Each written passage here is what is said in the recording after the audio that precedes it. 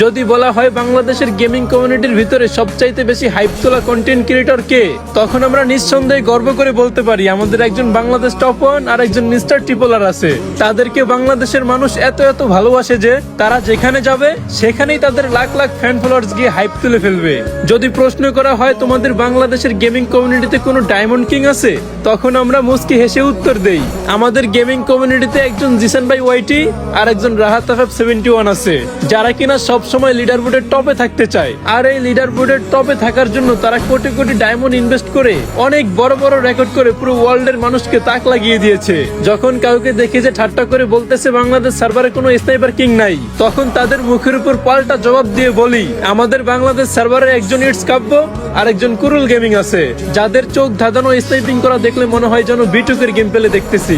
যদি কেউ আমাদেরকে বলে যে তোমাদের বাংলাদেশের গেমিং কমিউনিটিতে হয়তো ফ্রি ফায়ার নিয়ে কেউ ফানি কন্টেন্ট ক্রিয়েট করে না, তখন আমরা হতাশা ভরা চোখ নিয়ে নিচের দিকে তাকিয়ে বলি আমাদের গেমিং কমিউনিটিতে ছিল গেমিং উইথ তালহা, বটলা নাহিদ, পুরো রুবেল, মামা গেমিং সহ আরো অনেক ফানি কন্টেন্ট ক্রিয়েটর। একটা সময় ওনাদের ভিডিও না দেখলে পেটের ভাত হজম হতো না, আর আজ বহুদিন হয়ে গেল তারা কোনো ভিডিও আপলোড দেয় না, আর আমরাও একটু মন খুলে হাসতে পারি না। আর হ্যাঁ, তোমাদের পছন্দের ইউটিউবার কে কমেন্টে বলতে ভুলো না।